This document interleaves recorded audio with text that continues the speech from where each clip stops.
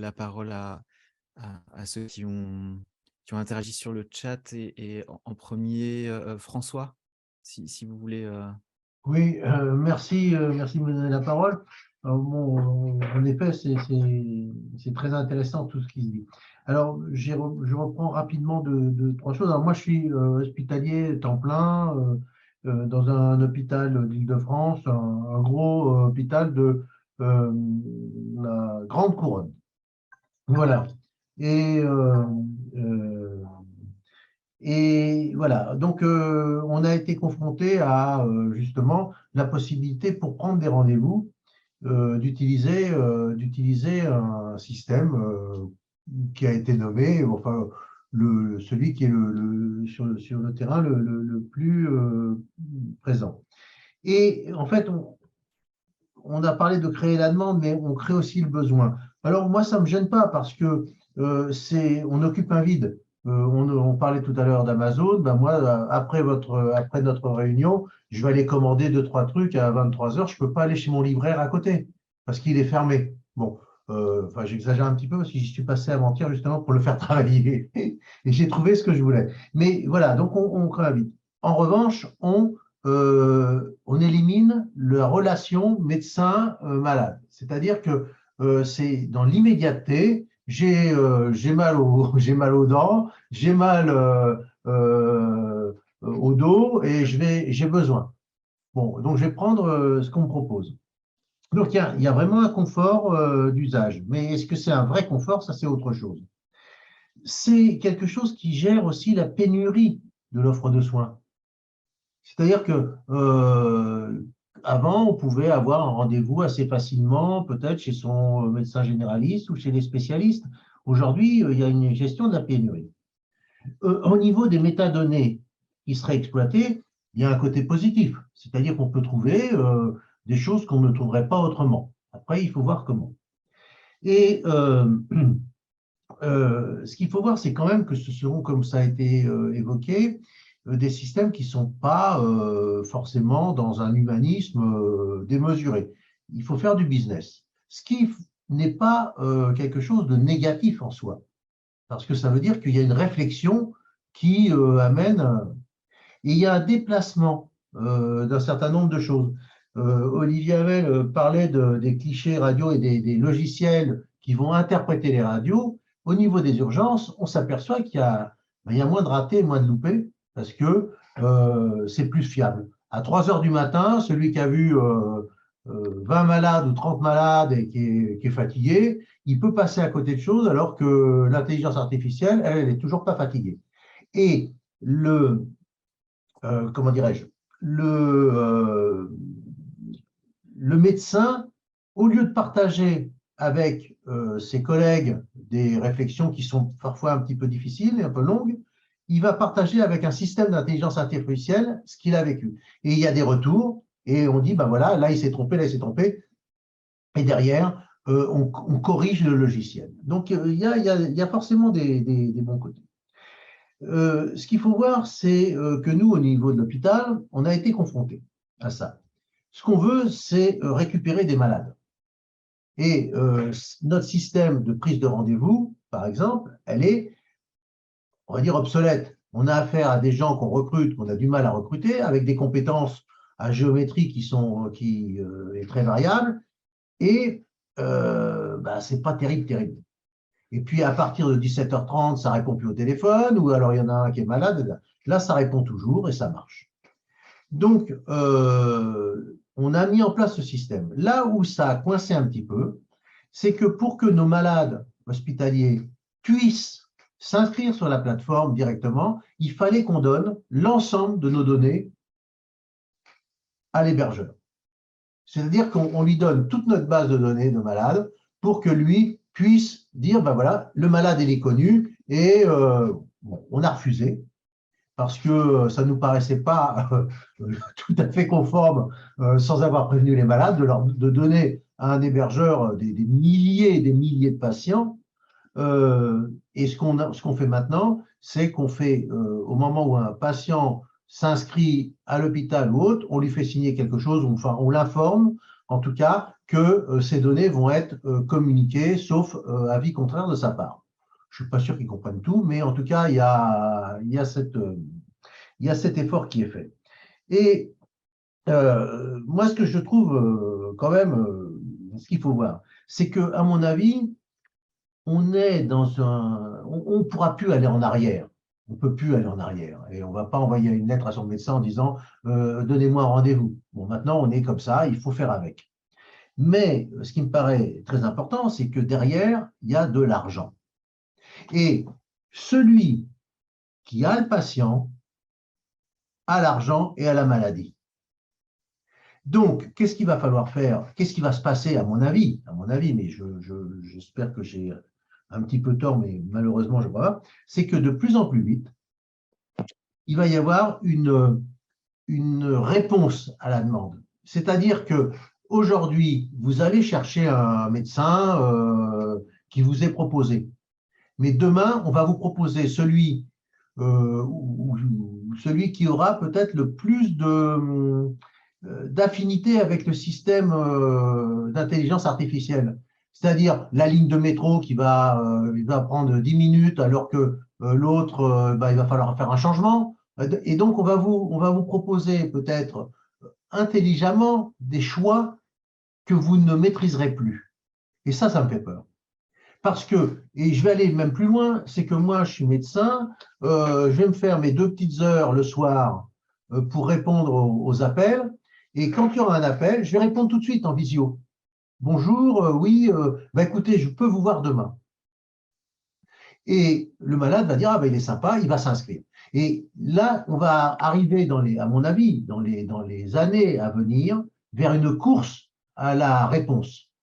C'est-à-dire que ça ne sera plus je m'inscris et je vois, c'est au moment où je veux m'inscrire, vous allez tomber sur le médecin ou quelqu'un qui va pouvoir répondre et qui va dire oui, bon, vous avez ça, en effet, etc. Et il va attraper le malade. Quand je dis attraper, il n'y a rien de péjoratif, hein, en tout cas pour le patient. On le voit bien en cancérologie.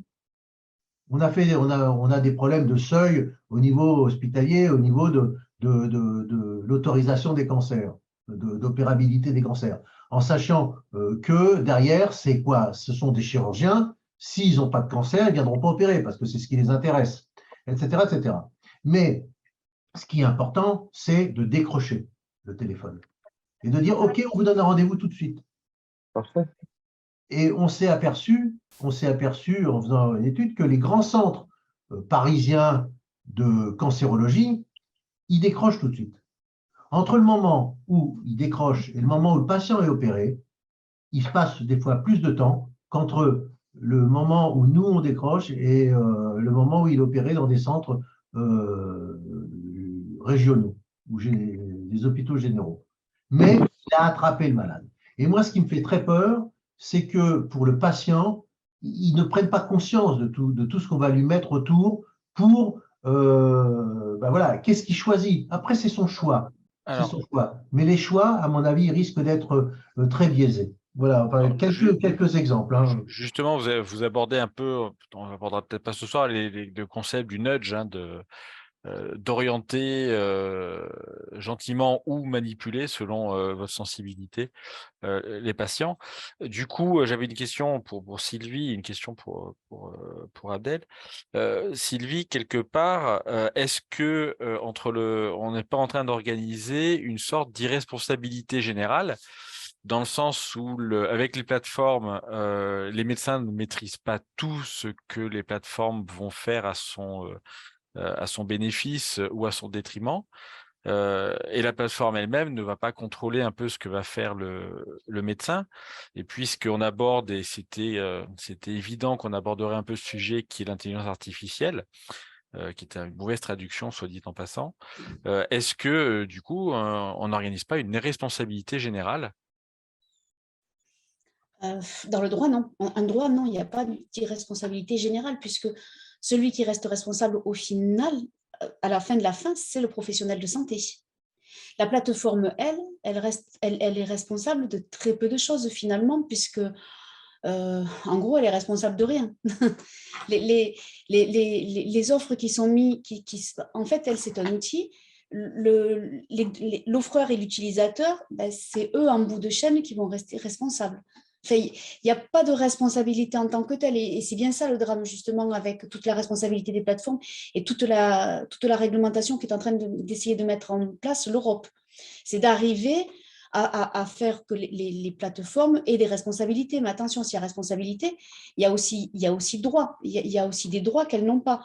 Aujourd'hui, par exemple, les plateformes d'intermédiation, et c'était, alors je ne me souviens plus si c'était cet été ou l'été précédent, où effectivement, certaines plateformes ne vérifiaient pas ni le fait que les professionnels étaient réellement des professionnels, que les professions étaient bien réglementées et encadrées en France, etc. Mais au fait, les plateformes n'ont pas les moyens elles sont pas un ordre, en fait. Aujourd'hui, qui est-ce qui peut contrôler les professionnels de santé? C'est les ordres, typiquement. C'est l'autorité de contrôle qui est légitime et qui est compétente pour le faire. Une plateforme, elle n'a pas la légitimité de contrôler. Donc, si effectivement vous lui collez une responsabilité, à un moment donné, il faudra qu'aussi on lui donne le droit de contrôler. Et c'est pour ça que l'idée de donner, enfin, de coller, parce que ce n'est pas donner, mais ni de mettre sur la tête, mais vraiment de coller aux plateformes des obligations voisines de celles des médecins, c'est vrai que ça boucle un petit peu la boucle.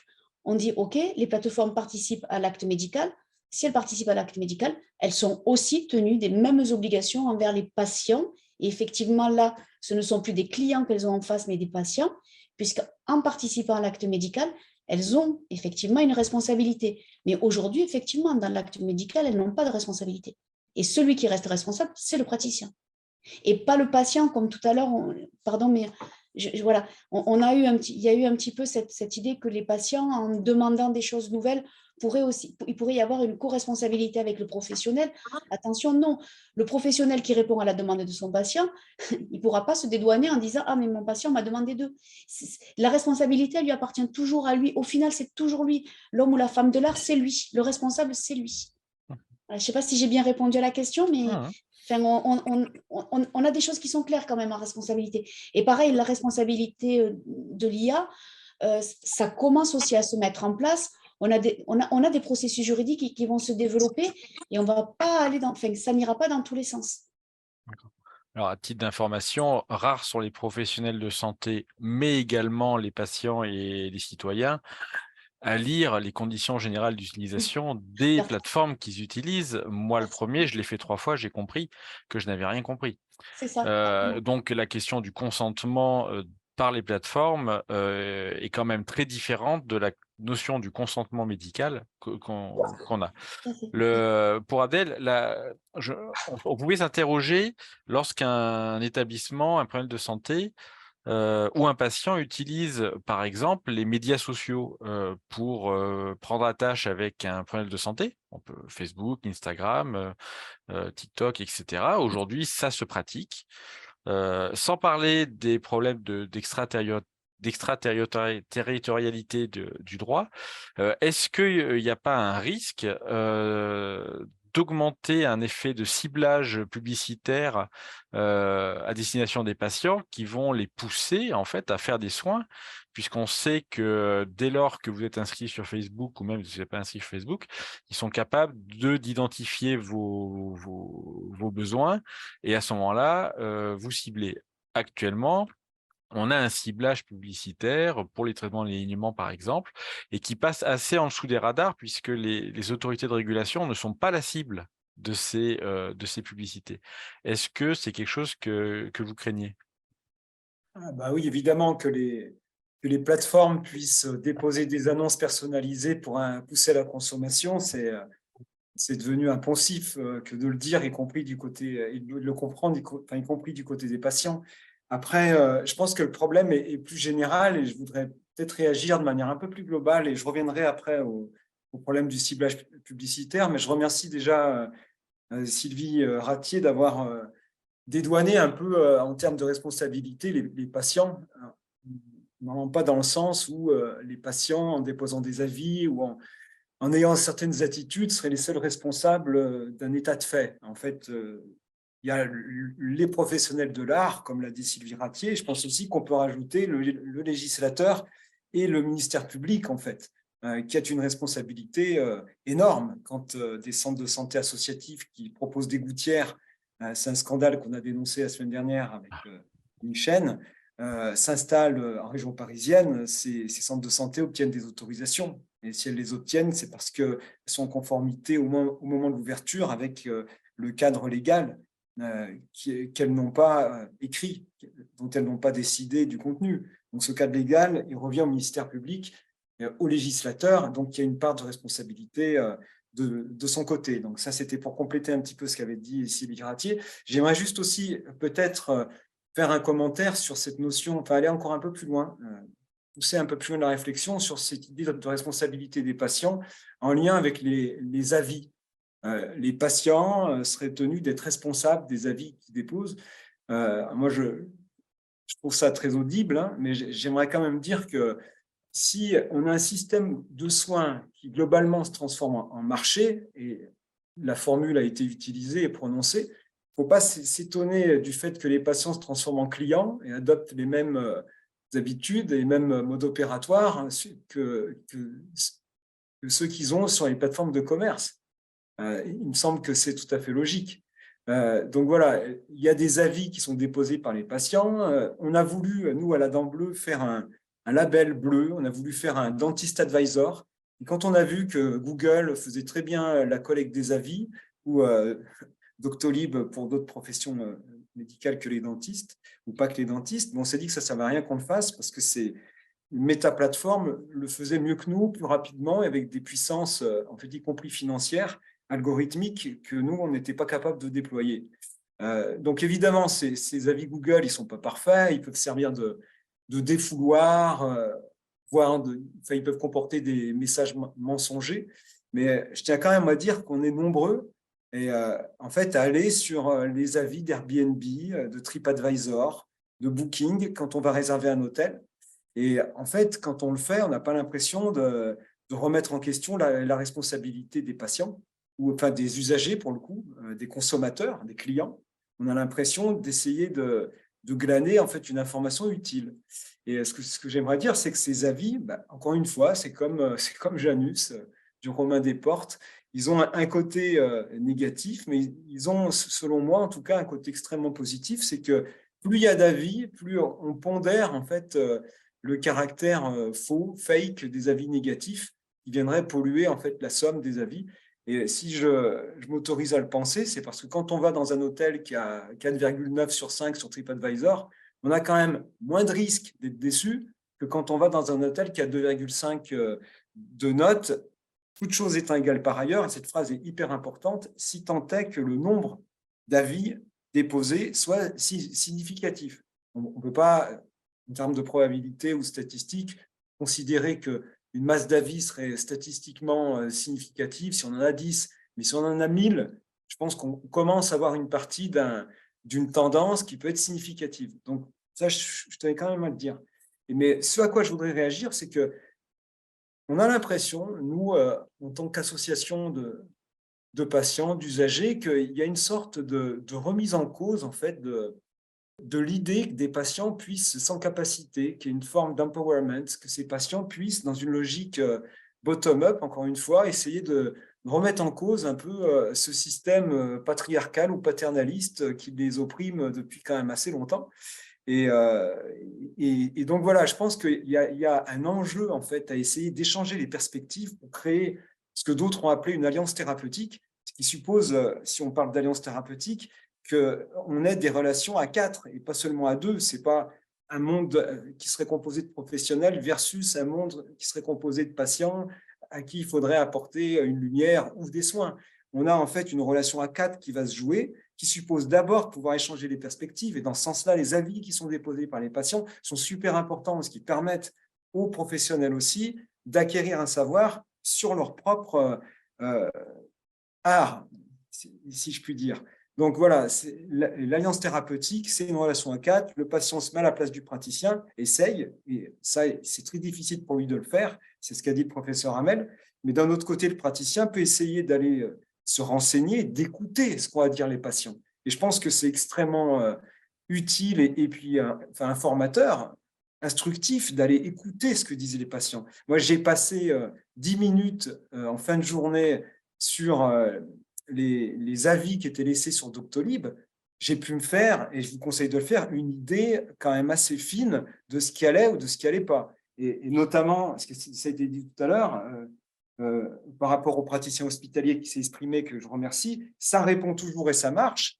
Il suffit d'aller lire 3 ou 4 pages d'avis pour très vite se rendre compte que ça ne répond pas toujours et que ça ne marche pas toujours. Donc, c'est extrêmement utile pour les professionnels d'aller lire ce qu'écrivent les patients, à mon avis. Donc ça, c'est un point. La critique, elle peut être constructive. C'est une occasion d'améliorer le système et de prendre de la connaissance. Et je voudrais juste terminer avec 2 points. Le premier, c'est que le Conseil d'État, il y a quelques années, proposait la délivrance de labels par les autorités publiques avec des systèmes de certification indépendante ou institutionnels. Et on voit bien qu'avec ces plateformes, l'enjeu s'est un peu déplacé. C'est-à-dire que, encore une fois, on a ce temps d'écart où le ministère public, les politiques, le régulateur pensent l'idée de délivrer des labels et finalement, ces labels n'arrivent pas. Et les labels, en fait, l'espace qui est libéré, la brèche qui est libérée, est prise par ces plateformes qui donnent la parole en fait aux patients. Donc, encore une fois, ce n'est pas étonnant que ça se passe comme ça si on a ces temps d'écart. Et moi, ce que j'aimerais quand même dire aussi, c'est que ces avis, ils servent quand même à pointer, à mettre en lumière ce qui est, selon moi, 2 tabous, en fait, ou 2 nœuds gordiens, en fait, du problème du système de santé, de l'écosystème de santé dans lequel baigne la patientèle. Le premier, c'est la difficulté d'évaluer les soins. Alors, quand on va lire un avis, on n'a pas une idée de la qualité du soin. On a en fait un jugement qui est porté. Donc, le problème est là. Mais ce jugement, est-ce que quelque part, si on cherche à y voir des tendances, si on massifie les données, on n'a pas un reflet quand même de la qualité de certains soins dispensés par certains professionnels? Je pose la question. Alors, c'est sûr qu'idéalement, il faudrait pouvoir disposer de métriques très précises qui seraient en fait élaborées sur des durées qui permettent d'être significatives, d'avoir des systèmes d'objectivation de la qualité. Mais en l'absence de ces systèmes-là, qui n'existent pas aujourd'hui, et en fait, on a ces avis qui viennent encore une fois essayer de répondre tant bien que mal à ce problème, ou au moins le mettre en lumière. Et le dernier point, et c'est là où je voudrais en arriver, c'est que ces avis, aussi, quand on se promène dans cet océan en fait, d'avis qui disent tout et leur contraire, mais tout aussi dans une direction parfois tendancielle, on a en fait cette notion qui ressort et qui pour moi est un tabou, qui est celui de la gestion du litige, et je déteste cette expression, la gestion du service après-vente en fait, dispensée à la fois par les plateformes, et c'est pas vrai que ça répond toujours et que ça marche toujours, et dispensée aussi par les professionnels eux-mêmes. Donc on a un reflet, une sorte d'image qui est renvoyée de manière très brute en fait au corps professionnel et puis aux plateformes aussi, en provenance de la patientèle, mais qui, selon moi, pointe un problème qui est celui du litige et du service après-vente. Voilà ce que je voulais dire et ce à quoi je voulais réagir. Merci Abdel. Donc, d'ailleurs, entre autres, Nicolas et d'autres, on avait signalé que les avis Google comptaient plus pouvaient apporter plus de mal à un praticien qu'une sanction disciplinaire, ce qui est quand même un peu l'inverse de ce qui devrait être. Monsieur Hamel. Oui, j'avais levé la main, ravi de voir que les échanges sont riches et animés. Je les avais un peu suscités. 2-3 remarques comme ça. Effectivement, un nombre d'avis pour un professionnel de santé, ce n'est pas la même chose. Ça a été dit que s'il y a 5000 avis sur un hôtel archi réputé à l'étranger, ou un professionnel de santé qui a une patientèle, entre guillemets, de 800 à 1000 personnes, s'il va avoir 10, 20, 30 avis, ça ne reflète pas l'avis général. L'avis aussi, c'est quoi? L'avis, c'est un avis sur la qualité du soin ou c'est juste un avis sur la qualité de la relation de soin? Bien souvent. Surtout quand c'est un avis un peu à chaud, juste après 2-3 rendez-vous, voire 5-6. On est souvent plus là sur un avis sur la qualité de la relation de soins que sur… Et la question, pour un patient, qu'est-ce que je préfère? Je préfère me faire soigner par quelqu'un avec lequel je ne vais pas forcément m'entendre, mais je sais que ça va être au top, ou je vais voir la personne sympa, gentille, parce que je n'ai pas envie d'être dans le conflit, et puis peut-être que 6 mois après, ça n'ira pas. Dans les enjeux que j'ai cités, je voudrais revenir vraiment sur celui qui me tient à cœur, c'est l'enjeu pour la profession d'expliquer la complexité de nos actes. Et là, j'ai une réflexion sur l'échange patient-praticien au singulier ou patient-praticien au pluriel. J'explique. La réflexion, elle doit être individuelle ou collective. Et il me semble, et là je plaide coupable vraiment pour notre profession en particulier, il me semble que la profession est incapable d'aller vers des associations qui sont sans doute pas assez nombreuses aussi, mais qu'il y a un travail collectif à faire avant d'individualiser les problèmes. J'aime pas le mot, mais avant d'individualiser les problèmes. Ce travail collectif, on ne sait pas le faire. On y participe un peu là ce soir, parce que représentant l'association, l'association de patients comme la Dent Bleue, je ne sais pas, la Dent Bleue, vous avez beaucoup de concurrence ou de collègues dans le même registre? On est la première et unique association de patients fondée par et pour des patients, mais bien malgré nous, parce on fait quand même autre chose à côté. Et si on a décidé de la fonder, c'est parce qu'il y avait un besoin qui n'était pas rempli, en fait. Et, donc non, il n'y a pas beaucoup de concurrence et les entités qui existent à côté ne jouent pas notre rôle. Et malheureusement, il a fallu un problème de santé publique majeur avec le réseau pour que ça se crée. Mais on est incapable d'expliquer sur les 2 grandes pathologies que sont la maladie carieuse et la maladie parodontale, les enjeux, etc., et d'informer.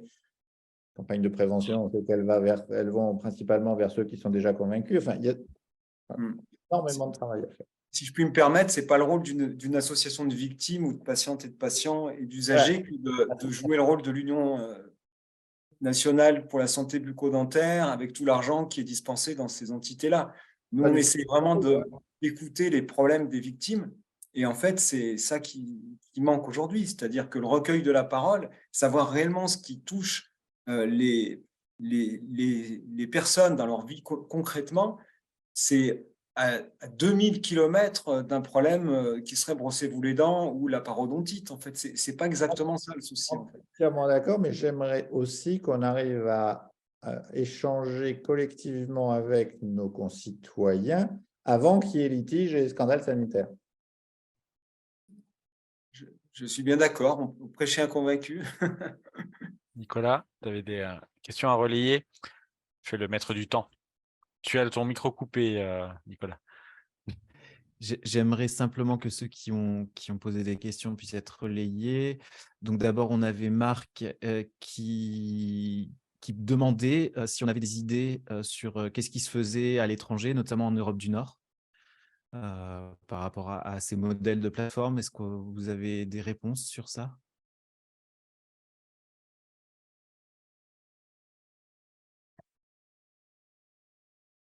Manifestement, non. Des plateformes, il en existe un petit peu partout. Après, suivant lesquelles, en fait, on a un petit peu de tout. On a des réseaux, on a des plateformes. Tout ça, c'est pas que franco-français. Hein. Et d'ailleurs, les leaders en France sont aussi établis dans d'autres pays, tout comme les réseaux, tout comme... non, c'est pas que français. Ouais. Je peux dire un petit mot? Pardon, Marc, on n'a pas entendu. Il n'a pas bien mis mon micro, merci. Ça va, vous m'entendez là? Oui. Oui, non, c'était simplement par rapport à ce que moi j'ai perçu au départ. Maintenant, j'ai vu que ces plateformes avaient bien d'autres rôles que de donner des rendez-vous le plus facilement possible, effectivement. Mais comme en France, je sais que les médecins, notamment pour des raisons économiques, n'ont pas la possibilité d'avoir des secrétariats très performants, hein, comme l'a dit notre ami hospitalier. Il m'a semblé que Doctolib, ça répondait à cette demande en particulier.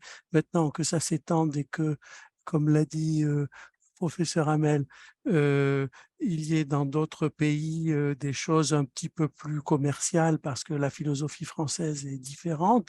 Voilà, ça me permet de comprendre que ces plateformes n'existent pas que pour donner des rendez-vous. Mais je voulais savoir justement si le fait que en France, on n'ait pas beaucoup de secrétariat et qu'ailleurs, peut-être, ils ont plus de moyens, ça justifiait l'existence de Doctolib et moins la présence de ce même type de plateforme dans des pays comme l'Allemagne, par exemple, auxquels je pense, parce qu'ils sont très bien dotés en personnel auxiliaire. Voilà. Mmh.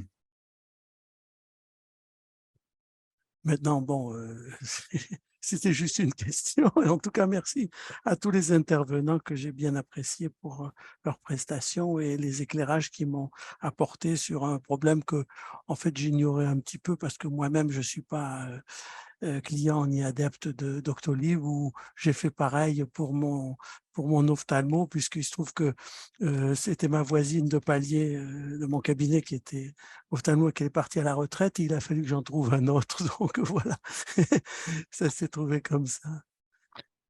Il y avait la remarque d'Anne-Catherine qui me semblait très pertinente sur le fait que le risque était de valoriser un praticien au travers des plateformes grâce à un paiement d'un abonnement plus coûteux qu'un autre, et un peu comme les avis Google, pas les avis Google, mais quand on fait une recherche sur Google, ceux qui ont payé vont être en premier sur la recherche. Et c'est vrai que ça pose la question de la fameuse liberté de choisir son praticien dont parlait le professeur Hamel tout à l'heure. Je ne sais Oui. pas si Anne-Catherine veut rajouter quelque chose et si je relaye suffisamment bien. Oui, merci, c'est parfait. Oui, tout à fait. C'est une crainte qui a été mise en avant par un certain nombre de confrères quand j'ai discuté avec eux de cette plateforme d'Autolive. C'était tout à fait, voilà, quid de celui qui va se voir proposer un abonnement avec une intelligence artificielle voilà, plus favorable, ou qui va essayer de détourner un patient vers un cabinet libéral ou vers un centre de soins. C'est vrai que bon, on connaît les dérives des centres, heureusement.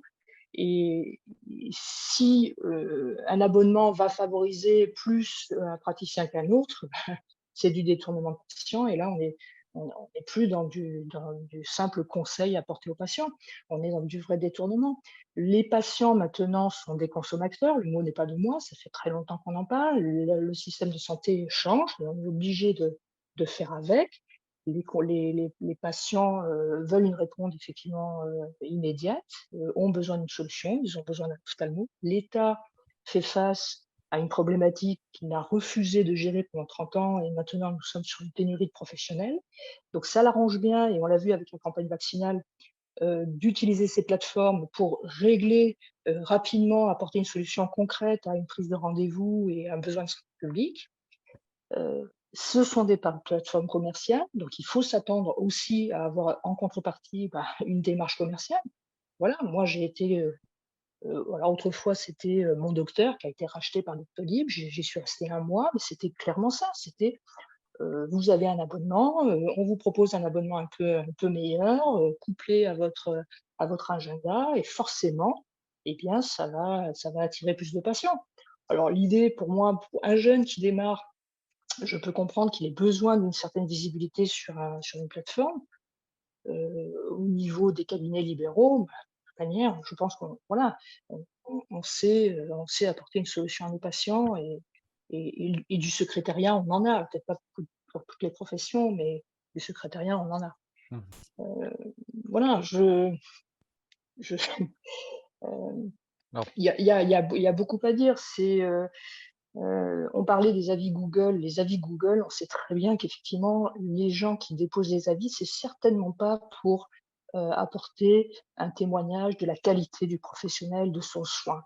Il est dans l'émotion, il va réagir positivement ou négativement parce que oh super, il a été reçu en urgence, ou au contraire, là, le secrétariat n'a pas répondu à son attente. Donc on sait que ces avis Google sont complètement faux.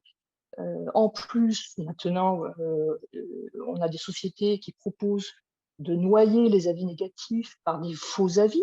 Donc, cette évaluation Google est complètement est malsaine et pas réaliste. C'est comme quand vous allez dans un garage, maintenant on vous demande systématiquement de noter sur une échelle de 1 à 5. On sait très bien que les notes avant 5 sont extrêmement négatives. Donc ce système de notation n'apporte rien, n'est pas un gage de qualité, mais bon, il va certainement falloir faire avec. Donc j'espère que le législateur va prendre à bras le corps toutes ces problématiques, parce qu'il faut effectivement responsabiliser les gens qui déposent des avis sous le coup de l'émotion et de la colère, parce que c'est extrêmement nuisible pour le professionnel.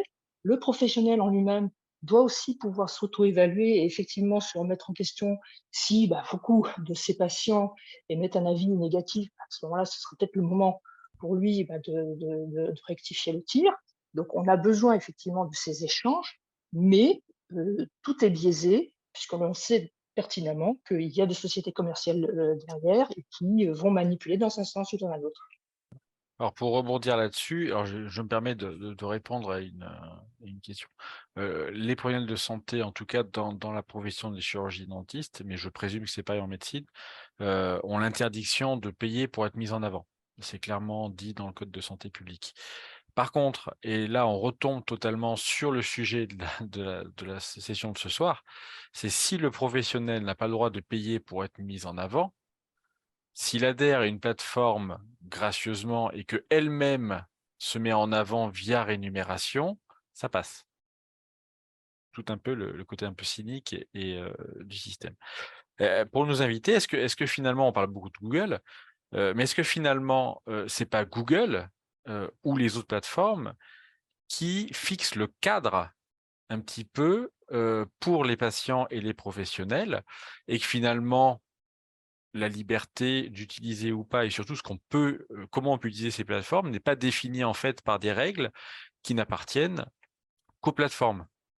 Dit autrement, on peut être pour ou contre ces plateformes, mais finalement, c'est elles qui fixent le cadre.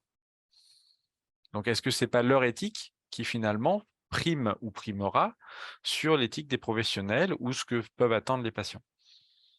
Une question ouverte pour les invités. On est pris dans un flot, me semble-t-il. Et effectivement, il y a une accélération du temps, enfin de la rapidité des évolutions qui là nous dépasse un peu. Et effectivement, le temps derrière de mettre en chantier justement de la recherche pour analyser ces pratiques qui prend un certain temps pendant que ça va encore plus vite de l'autre côté, l'enjeu, il est là aussi pour le chercheur.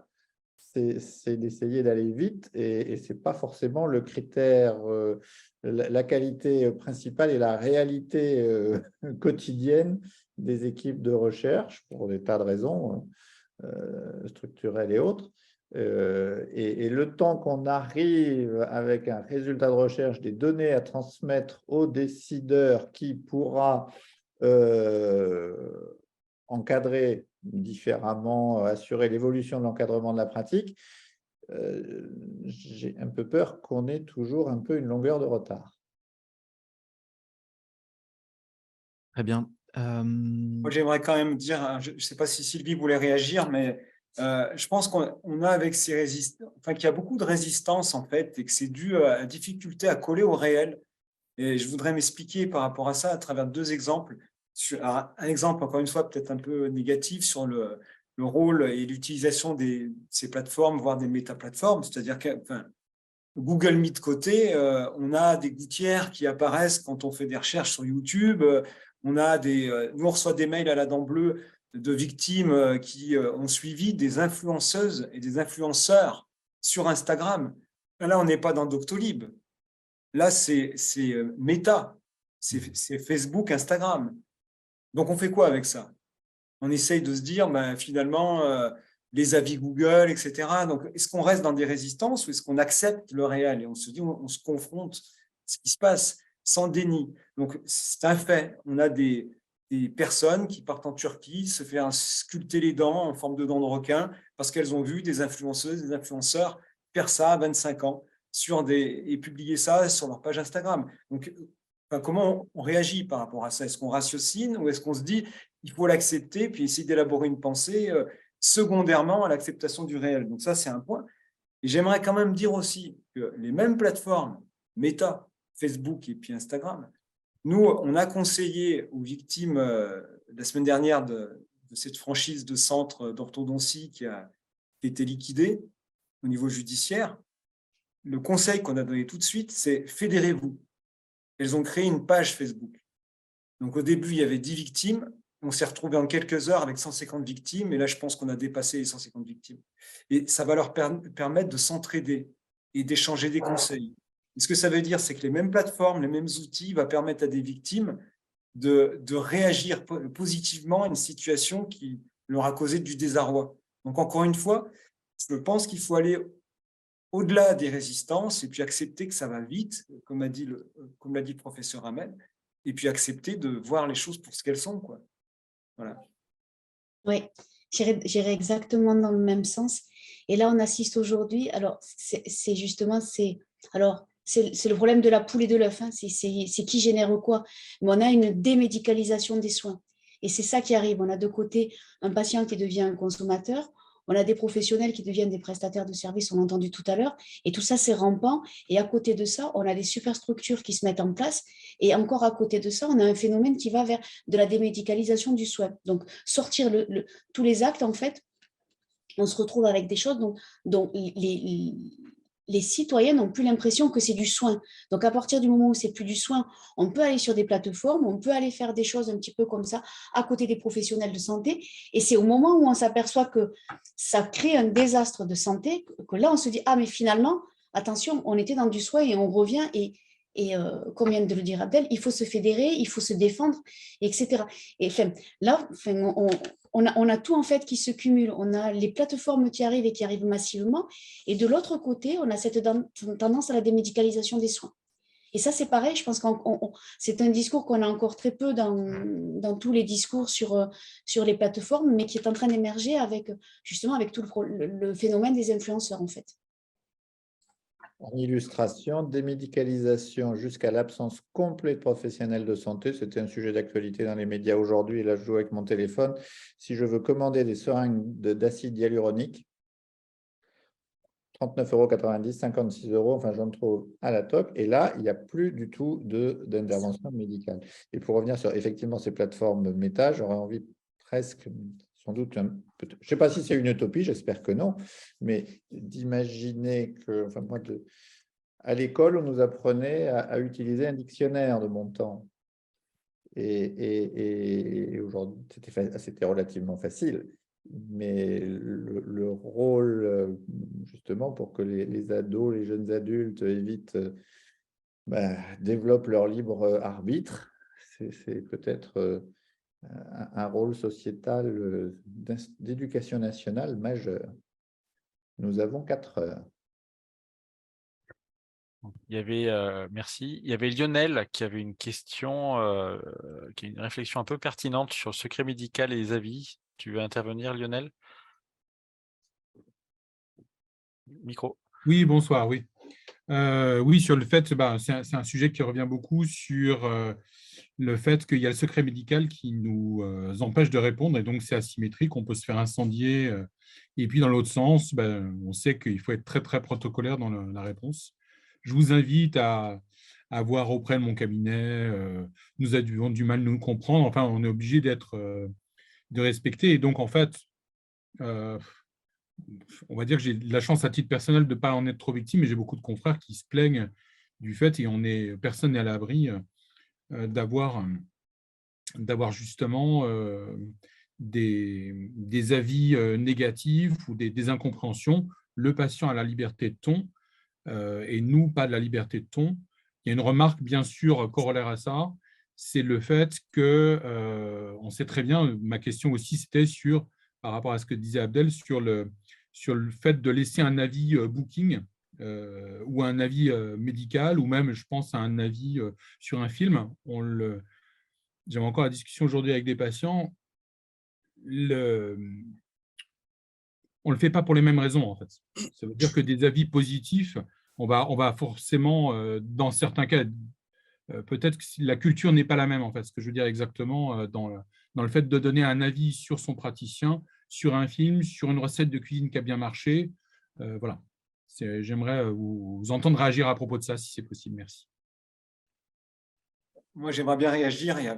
Je trouve que c'est extrêmement pertinent ce que tu soulèves, Lionel.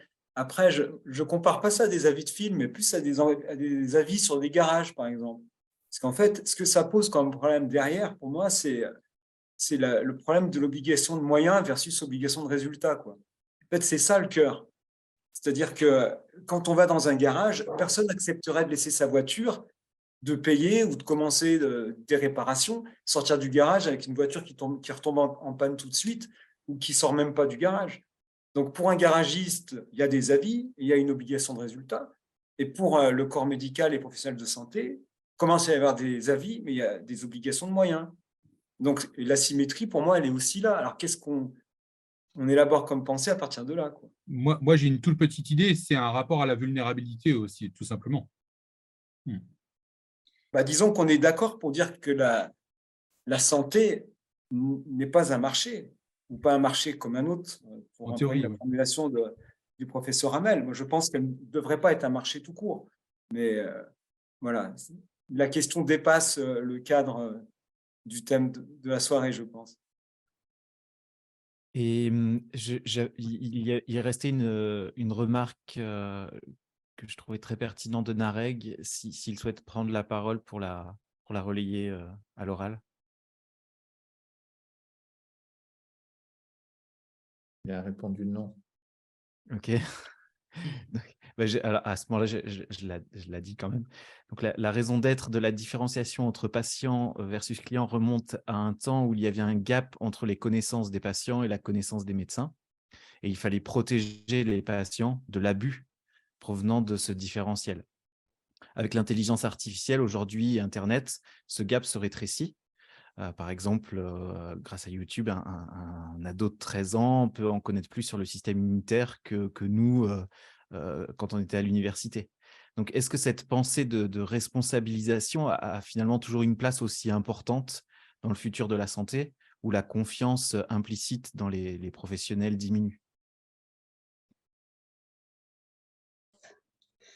Alors, je suis tout à fait d'accord avec le fait qu'effectivement, les connaissances des patients, elles augmentent énormément avec toutes les informations qu'on peut récupérer à droite et à gauche.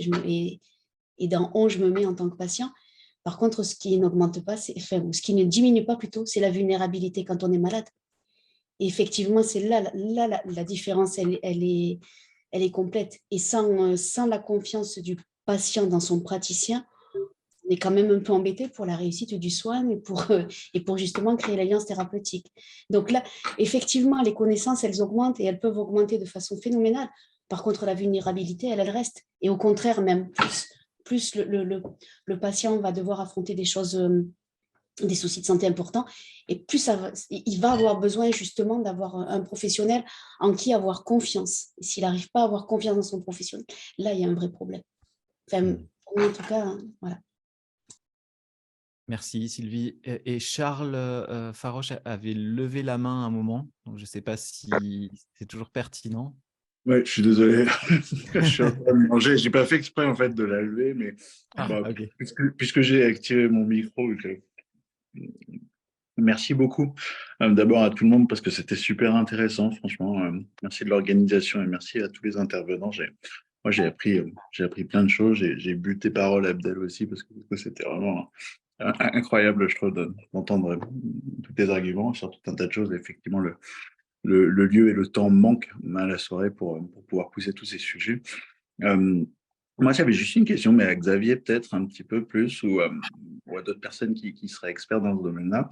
Ma question, c'est pourquoi est-ce qu'aujourd'hui, il n'y a pas une espèce de collectif de professionnels concernés par ces plateformes-là, puisqu'ils sont utilisateurs, qui intègrent en fait ces plateformes-là? Et pourquoi l'ordre n'a pas un rôle plus important si jamais il y a un vrai impact vis-à-vis des plateformes? Pourquoi est-ce que l'ordre ne se saisit pas plus de sujets? Alors, pour te répondre, déjà, ce soir, c'est 12 invités, ce sont Olivier, Sylvie et Abdel. Mais Pour les ordres professionnels, il n'y a pas de distinction entre la déontologie et la idéontologie. Pour juste évoquer ce sujet, on va parler par exemple on va parler Doctolib et la sélection grâce à l'âge des patients qui est possible via les outils de Doctolib, qui est contraire à beaucoup de principes fondamentaux éthiques de la profession, et les ordres réclament à corps et à cri que cet outil soit supprimé de Doctolib. Mais Doctolib fait bien ce qu'il veut.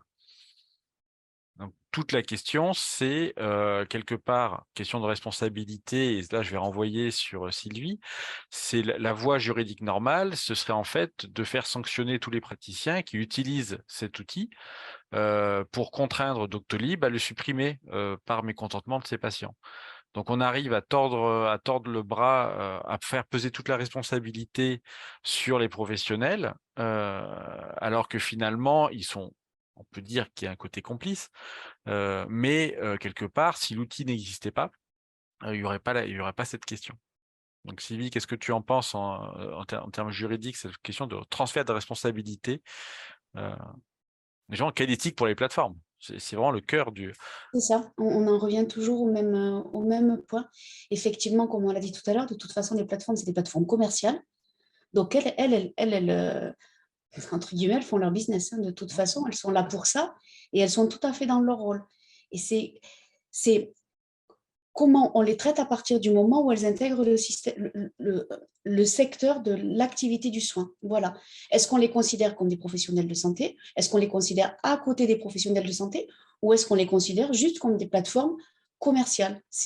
Et on s'aperçoit qu'en fait, c'est difficile. On arrive difficilement à faire coexister des outils commerciaux dans un outil qui, par essence, n'est pas, enfin, dans un secteur qui, par essence, n'est pas commercial. Et effectivement, si on sort de l'idée que effectivement, peut-être la santé pourrait devenir un commerce et pourrait être une marchandise et peut-être une marchandise pas comme une autre, ben là, on se rapproche de plus en plus de laissons faire les plateformes et laissons-les travailler comme elles en ont envie. Et effectivement, non. Enfin, je pense qu'il faut vraiment revenir à la santé, c'est ni une marchandise comme les autres, ni une marchandise tout court.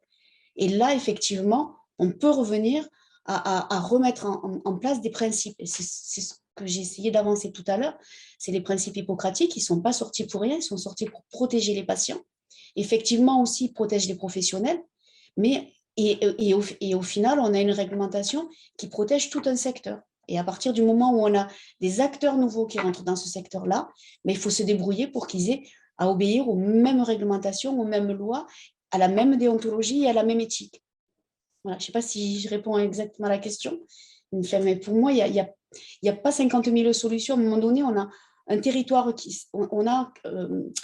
c'est comme un territoire protégé. Ben, la santé, c'est pareil, c'est un territoire protégé. Et à partir du moment où on y pénètre, il faut en accepter les règles. Voilà, pour tout le monde. Ok, il y a Marion qui souhaitait ajouter quelque chose. Marion, si tu veux activer ton micro. Oui. Oui, je disais que depuis tout à l'heure, on oppose les soignants d'un côté, les patients de l'autre, en fait, mais pour moi, ça ne marche que si on est deux, en fait. Et moi, dans mon métier, ça ne marche même que si on est 3 ou 4, parce que j'ai la famille avec, les aidants, quand c'est des patients âgés, s'il n'y a pas tout le monde qui marche ensemble, on peut pas faire porter la responsabilité de l'efficacité du soin sur le soignant tout seul. C'est tout un ensemble pour moi. Alors, tu pourrais me dire que oui, en tant que soignant, on est censé pouvoir réussir à impliquer notre patient, à lui faire trouver une motivation, etc. Je me suis penchée sur les entretiens motivationnels et ce genre de choses, mais au final, il y a quand même...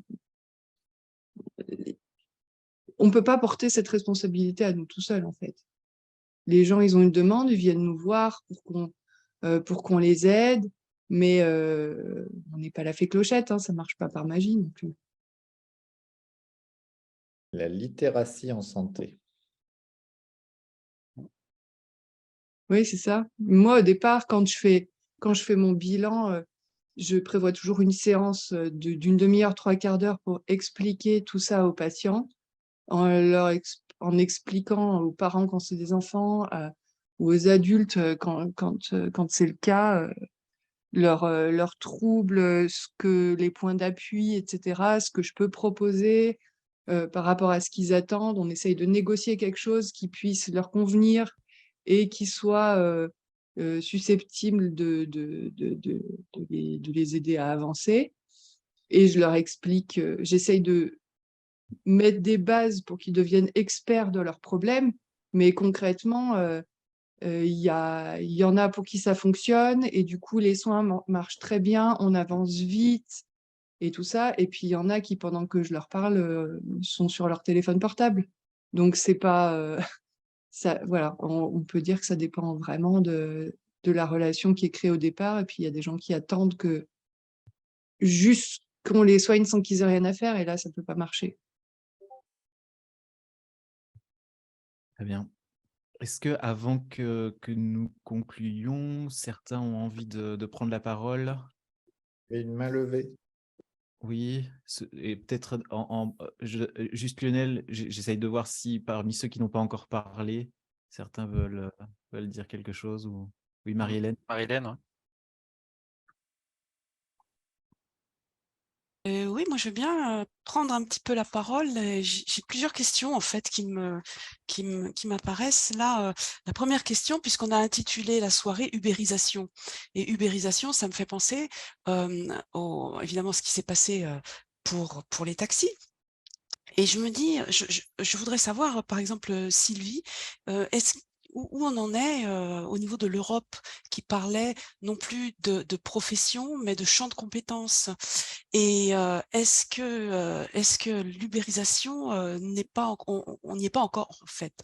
Mais si on arrive à parler vraiment de champ de compétences et plus de métier, est-ce que au fond, la finalité de ces plateformes, c'est pas de réussir à instiller une vraie ubérisation, c'est-à-dire à faire en sorte que le pouvoir de soins médical soit réparti auprès d'une population très élargie. Et donc, je me disais, en fait, quel est le rôle au fond de ces plateformes de santé? Depuis le début, on dit ce sont des plateformes commerciales, elles cherchent à faire leur business et c'est ainsi. Mais quelle est leur finalité au fond?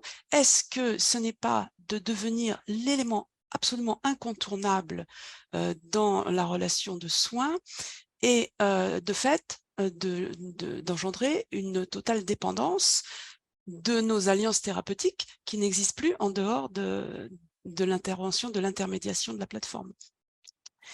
Et voilà, donc j'avais cette question, est-ce que le but n'est pas une ubérisation beaucoup plus poussée que celle dont on est en train de parler depuis ce soir, où on se dit, voilà, il y a un intermédiaire impersonnel qui fait que nous prenons nos rendez-vous, par exemple, sur une plateforme sans intervention humaine, et que de ce fait, bien sûr, on comprend que cette intermédiation, elle rend plus difficile l'installation de la confiance, par exemple, dans la relation de soins, et aussi de la pérennité de cette relation de soins.